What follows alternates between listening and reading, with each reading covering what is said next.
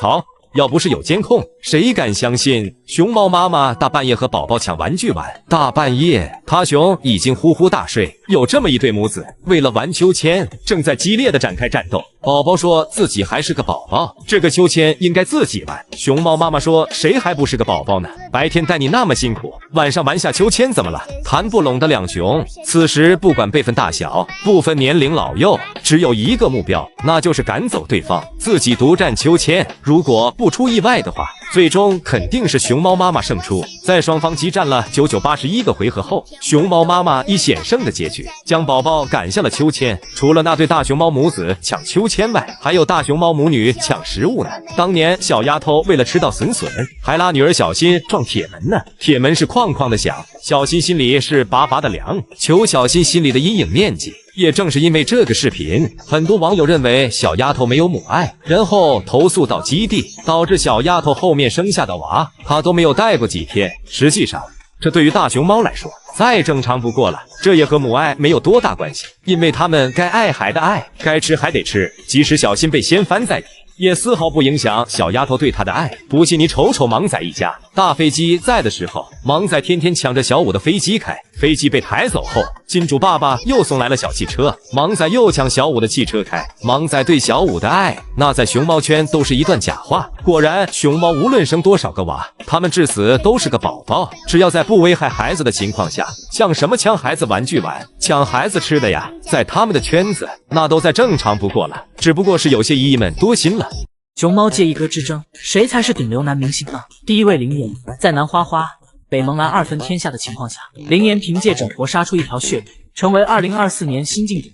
在林岩到来之前，栾川动物园名不见经传，连河南本地人都很熟悉。林岩到来后，他费尽心思思考，自己要颜值没有颜值，要背景没有背景，在这个玉嘴甜公子少爷大行其道的世界，自己好像一无所长。于是他走了一条前无古人的道路，那就是搞笑。他先凭借蹦迪小王子的称号崭露头角，直到今年，他凭借才艺绝活，深得榜一大哥宠，3分钟便让这个素未谋面的男人为他豪刷了3000万。经此神操作，林岩彻底奠定了自己中原霸主的地位。第二位，萌兰。别的熊猫害怕吵闹，远离喧嚣，而三太子直接开启了粉丝见面会。这霸气威武的出场方式，这君临天下的气质，告诉你什么叫做西直门三太子。甚至一度为了零距离接触粉丝，上演一番越狱大戏。就问粉丝们慌不慌？反正发姑奶爸已经慌了，凭借越狱直接成为熊猫界的顶流，直接和花花2分天下。第三位，萌二。会叠被子，会晒凉席，勤劳勇敢，萌二是第一。萌二刚出生时没有喝过妈妈萌一口奶水，就被强行和妈妈分开，不争不抢，乖巧玩耍，没有母乳吃百家饭。萌二的童年经历有说不尽的辛酸，熊叫板没机会学，人叫板却学了个10乘10。睡觉铺被子掰竹子，只有你想不到，没有萌二做不到。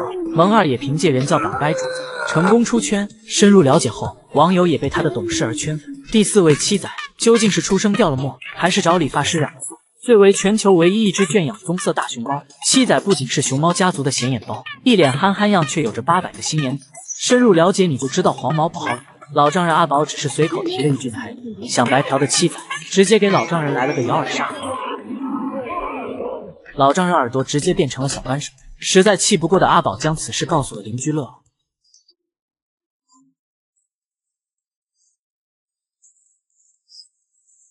因此七仔在熊猫圈的名声越来越差，大家和他聊天都会保护自己的耳朵。从那以后，七仔变得疑神疑鬼，时刻竖着耳朵，怕别人说他坏话。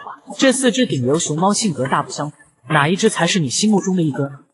来教花花爬树，真的好费熊猫。先是干妈圆润教花花爬树，圆润刚带花花那会，发现这么大只熊猫既然连爬树都不会，于是他发誓一定要教会花花爬树。圆润先自己上一遍，让花花先看，然后站在木架上让花花试试，结果花花怎么样都爬不上去，圆润在上面急得自己直晃悠。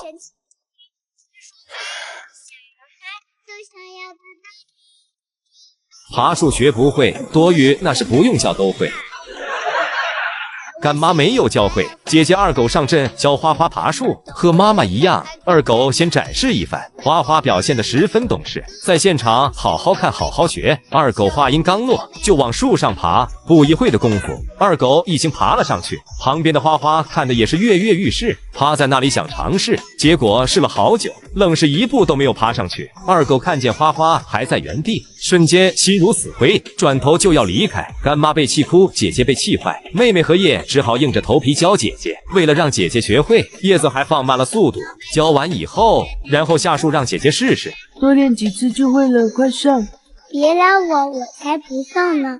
结果花花辜负了妹妹的好意，直接拒绝爬树，气得荷叶直接兔子跳，现场都整自闭了。谁叫叶子是亲妹妹呢？爬树教不会，爬坡总该能学会吧？于是叶子转头教姐姐爬坡，结果花花连坡都爬不上来。看着这么菜鸡的姐姐，叶子当场都崩溃了。果然教花花爬树都挺费熊的，那些教过花花的大熊猫，一个个都怀疑熊生了。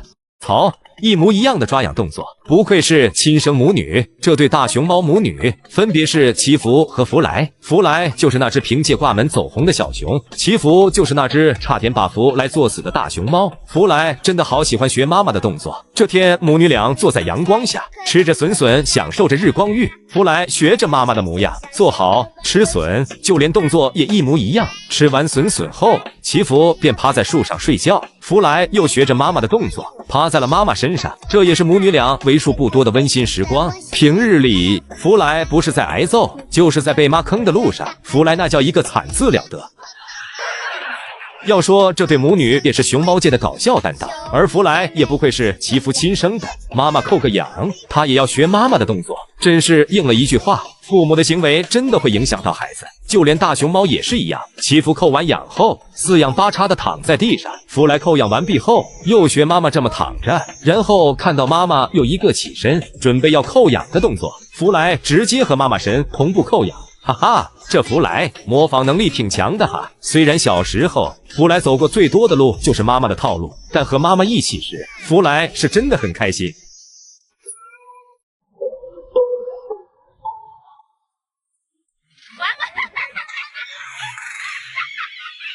这只正在关门的大熊猫叫做星一，他以为下班时间到了，便回家关门，停止了营业。事情是这样的，这天星一刚上班，就听到有人叫自己靓仔。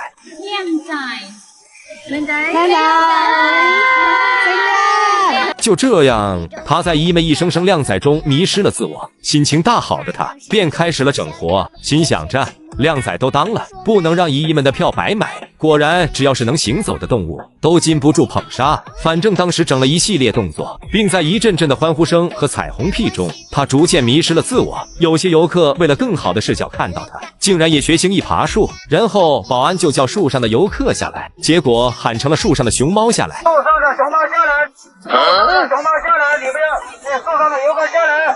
星一还以为下班时间到了，保安叫自己回家，他便以最快的速度从树上下来，并向家里跑去。来到家里后，发现饲养员也不在，然后就在房间溜达了一圈。几分钟后，星一好奇饲养员怎么还不关门，平时自己一进来门就自己关上了，然后来到门口就准备自己关门。关门前他还打量着室外的游客，他很好奇为啥今天游客都还没走，下班不积极，脑壳有问题。然后他就只关门停止了营业。